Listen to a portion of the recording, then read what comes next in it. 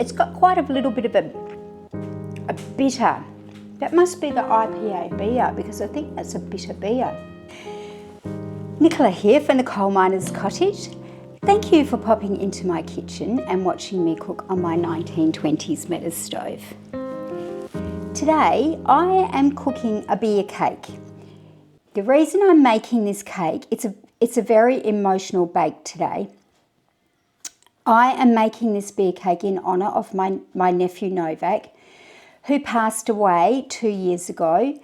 And I used to make this cake for him when we had a special occasion. If we had a family get together, I would always bake this cake. It's kind of really naughty in a way. He would come over and I'd say, hey, guess what, Novak? I've got a beer for you. I made you a beer cake. And he would just love it. He used to think it was so special that he got to have beer, which is pretty sad that we bond with our family members on drinking beer or alcohol. But anyway, it doesn't matter. It doesn't matter. So I normally make this cake with a Lowenbrau, but I couldn't get Lowenbrau at my local liquor store.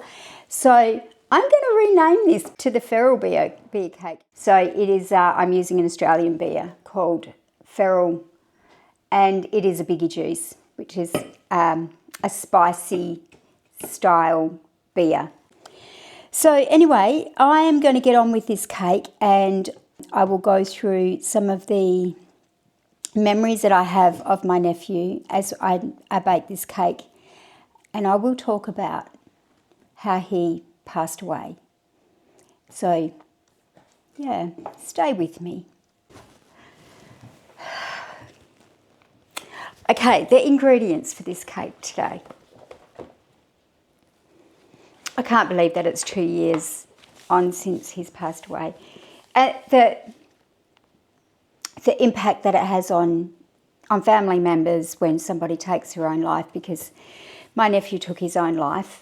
The impact that that's had on my sister and her husband Darren have just been phenomenal. I've never talked about it.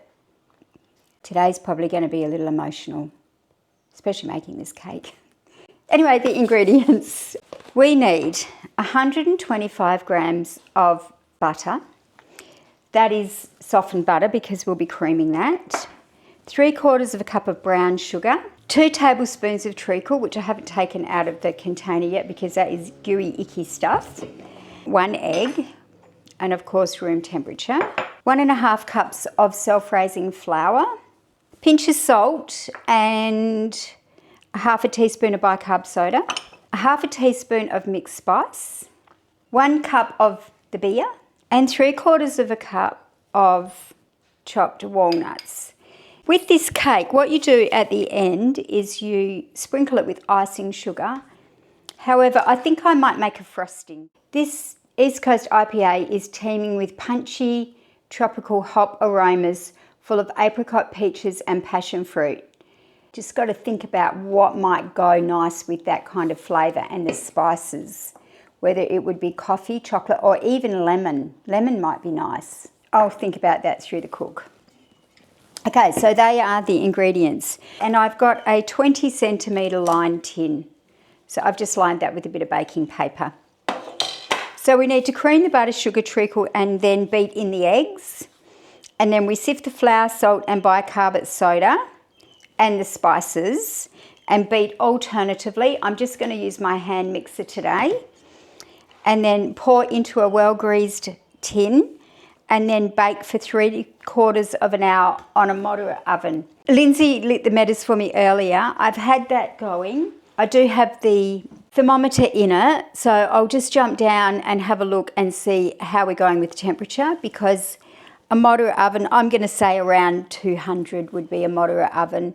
But it was raging before. I checked just before I started the video and the temperature was well over 300. So I'm hoping that it's calmed down a little bit because we don't want to burn this. Yeah, so the oven temperature is still, it's about 280. It's way too hot at that point. 322, that is way too hot to cook a cake. But what I'll do is I'm just going to close it up You can see the fire's pretty much died down. So I might just leave it, get the cake ready and see what the temperature's like when I put it in the oven. 45 minutes to cook.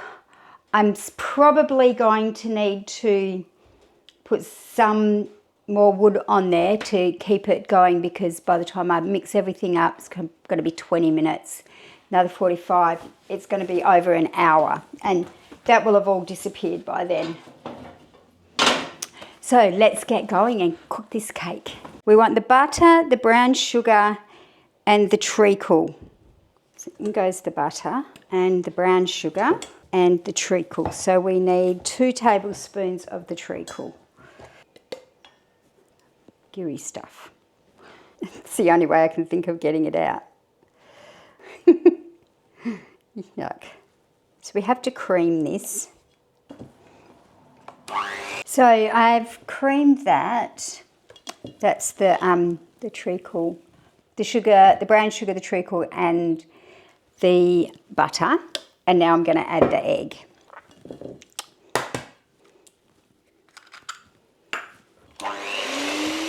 Beaten the egg in, and the instructions now say sift the flour and the bicarb soda and the spices. So I'm just going to sift into this bowl, because then what we need to do is alternate between the flour and the beer, and it says to beat it, which is unusual for a cake. Cup measure. Okay, and I've got the allspice and the bicarb soda and the salt to go in there as well. So I was just thinking about my sister and my nephew and her husband. When Novak was about 4 years old, my sister's husband is a surfer. He loves surfing, loves swimming, and we all grew up swimming. And I think Novak, he was a toddler who was quite small. They came to visit and we had a swimming pool, and she had not been able to get him to go anywhere near a swimming pool or swimming or water. He just didn't like it. Anyway, they came to stay, and it was Easter, and we all sat around the pool all weekend, because we have 3 children. Anyway, turned our back. Next thing, one of my kids has got him, Novak, in the water, swimming around, and he's laughing and carrying on and having an absolute ball.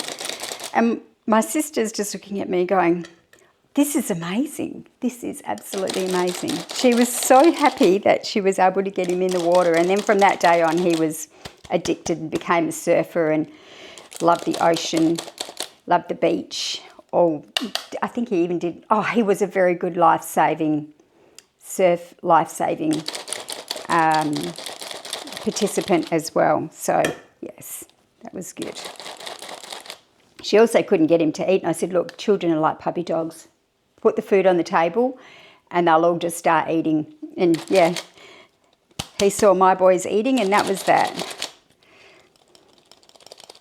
He did have quite a firm bond with one of my boys,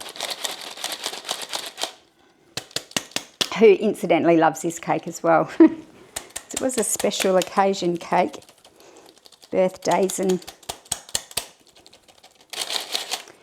on that Easter weekend when they were at our house, we took a photo of the 4 boys lined up on the swimming pool, and then we made a bit of a tradition of it. So when I do the editing, I'll put the photos of the kids up, because it's a beautiful photo.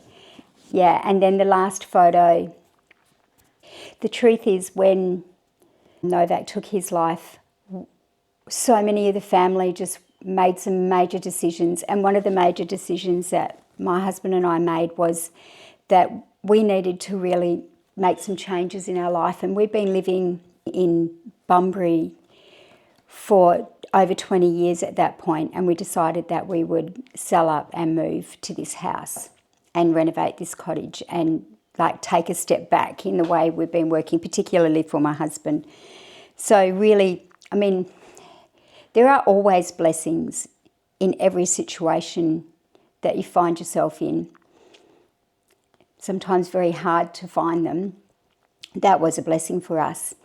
And then last year, we have twins, and we had their birthday, and that was the last time as a family we were in our home in Bunbury because we'd sold it. And we took the photo again, and it's very poignant.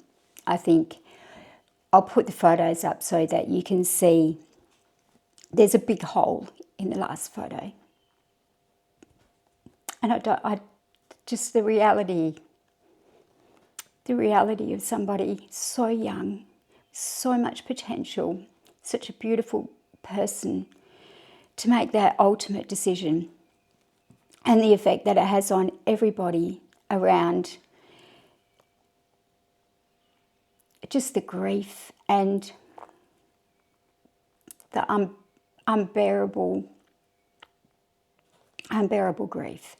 And you know, for me, I didn't lose only my nephew. I lost my sister. You know, she was just emotionally unavailable and has only just coming out of the cloud. So yeah, it's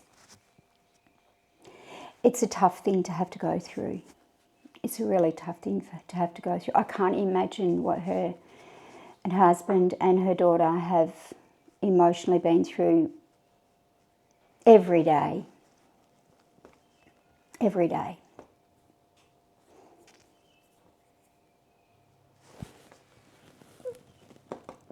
Okay, I'll carry on. Okay. I'm okay now. Now for the beer. So we need, it says a cup, and a cup is 250 mils, but I'm going to put it into this jug because it is just going to be easier for me to pour into the cake mixture. Oh, it's going to be frothy. It smells nice. 250, that looks about right. Just let me double check. I'll eyeball it. Oh, I can't see, there's too many bubbles. It does smell nice. Okay, I'll just put that aside. Right, let's carry on with this feral beer cake. It does say beat, but I'm going to do it by hand because the beat is noisy, and you know, it's nice to be able to do the cake and chat at the same time. I'll use a wooden spoon. Let's put a little bit of that in first. Oopsie. Just splashed that everywhere. I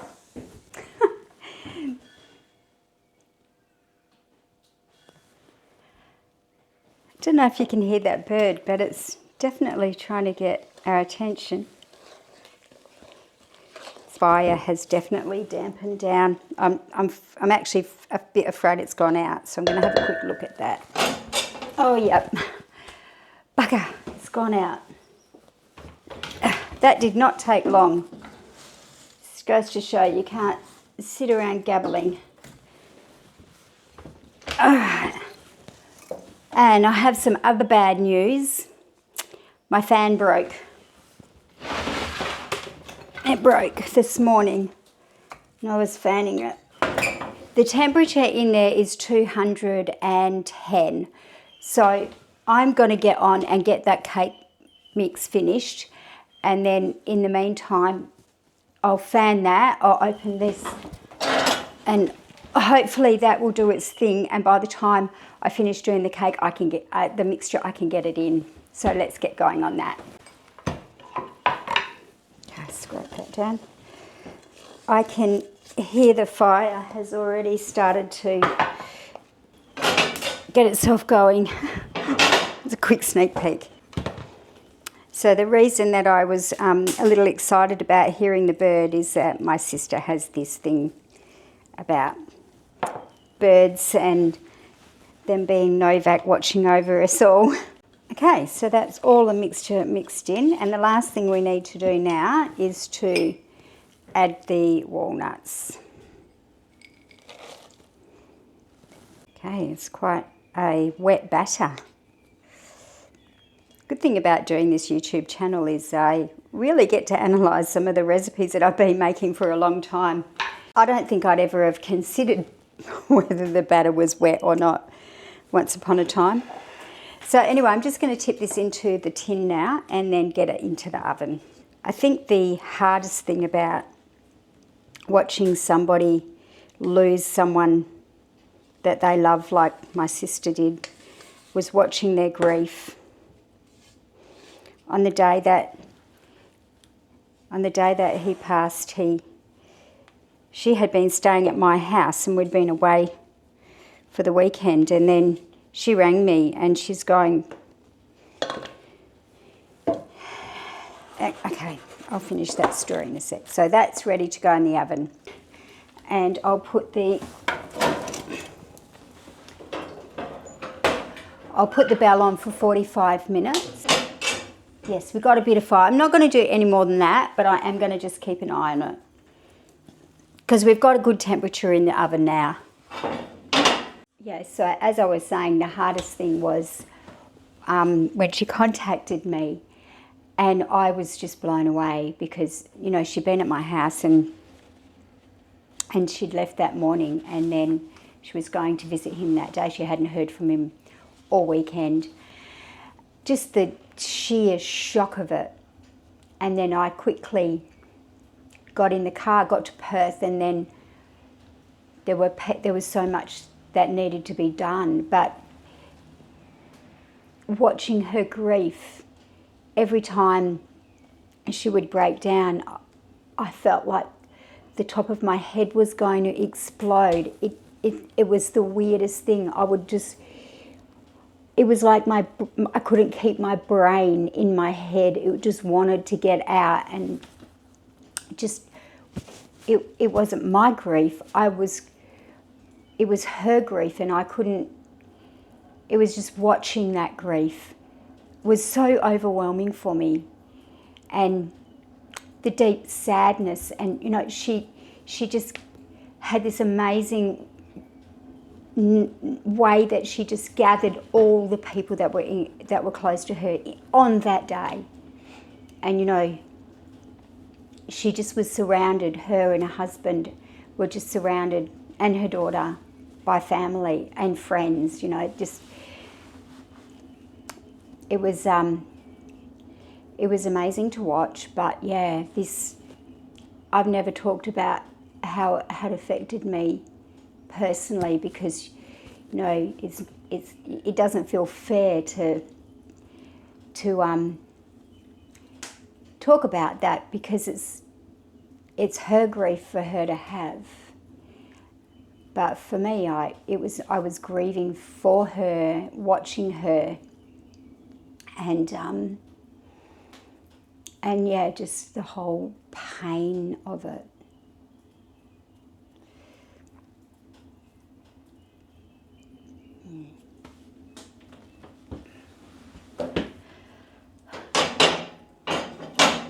It's all good.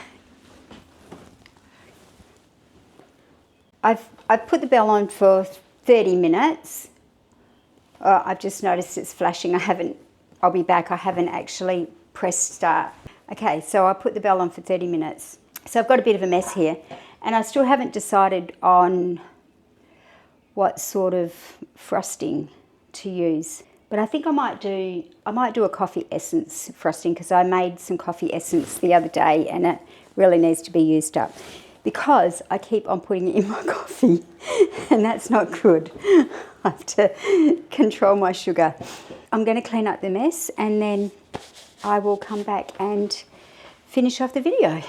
Okay, so I've decided to do a coffee essence, use my coffee essence because I've got it there, and a little bit of vanilla and some icing sugar, and make a frosting with it, and butter.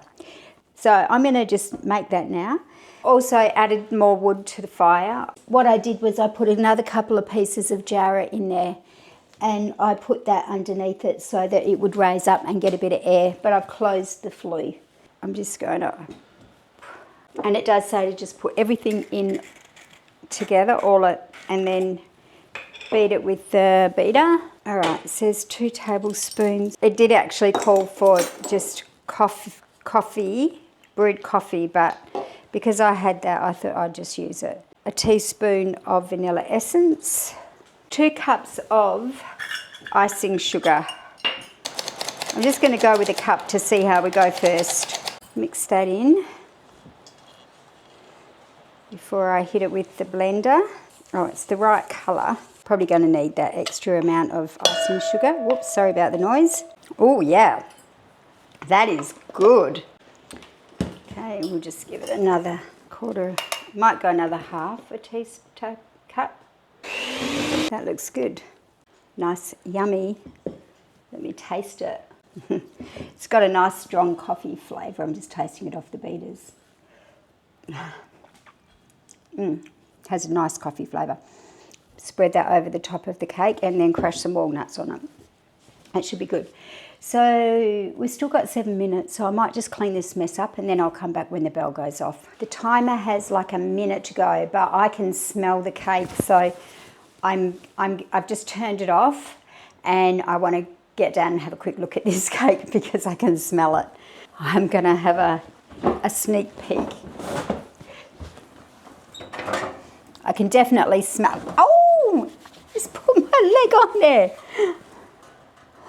Oh, look. Yes. Oh, it's cooking away beautifully, but I'm just going to grab my skewer. Okay. Right, I feel organised now.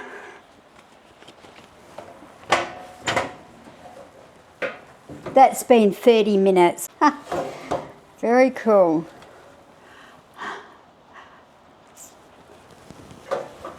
The temperature just dropped to about 175. I'm not going to worry about that because it just needs to finish off that cooking. Still a little bit of... I added some extra jarrah. I just put 3 pieces in and then I got another bit and lifted it up underneath those vertical ones to let the air flow underneath.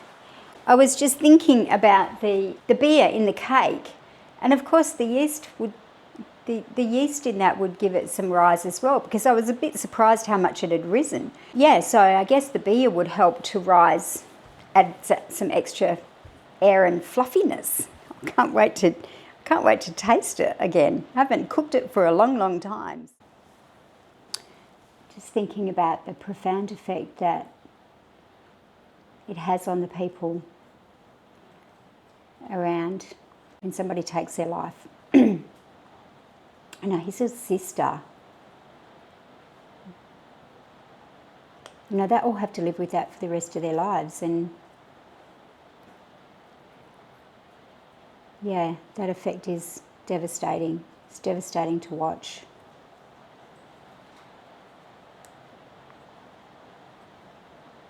Devastating for everyone. Okay, so I've just been sitting here and I then could smell burning. Definitely cooked, but just that tiny little bit there. Nothing that drastic. I'll just pop it on the windowsill. I'm pretty happy. But it smells good. You can smell the treacle. Has risen quite a bit. So that actually didn't take 45 minutes. So I reckon that was more like 35, if that. And the temperature was about 200 degrees Celsius. Taking the cake off the tray. But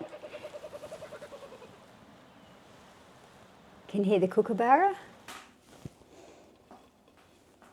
Okay, so I'm pretty happy with how my cake turned out. And now I'm going to taste it. Yeah, I just want to say one last thing, that this year my sister will be celebrating Novak's 25th birthday. So, or birth date, she's calling it. So that will be a very emotional time again. So, gone for 2 years. He was 22. He was just shy of his 23rd birthday. And very sad. Thank you for listening to me ramble on. This cake was in honour of him. And it does taste good. So I'll bring the camera down, and yeah, so it was in honour of Novak. And how I used to make this cake. It needs to go in the fridge, but ooh, Check it out. It is so moist. It's a mess. Check out how moist it is. It's fabulous.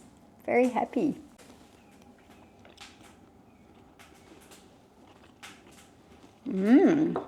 Wow. Oh yeah, you can taste the beer. You can definitely taste the beer. I definitely like the coffee flavour for the frosting. But it is light and fluffy. Check out how crumbly and delicious it is. How nice is that? It's got quite a little bit of a bitter. That must be the IPA beer because I think that's a bitter beer. You can definitely taste the bitterness in the background. Anyway, thank you for popping into my kitchen and watching me cook today. It was a very emotional day for me. Here's to Novak. I don't think he was much of a beer drinker, so there's no point in me even having a beer for him. But I'll just have this feral beer cake. Cheers, Novak, up there in heaven. Bye.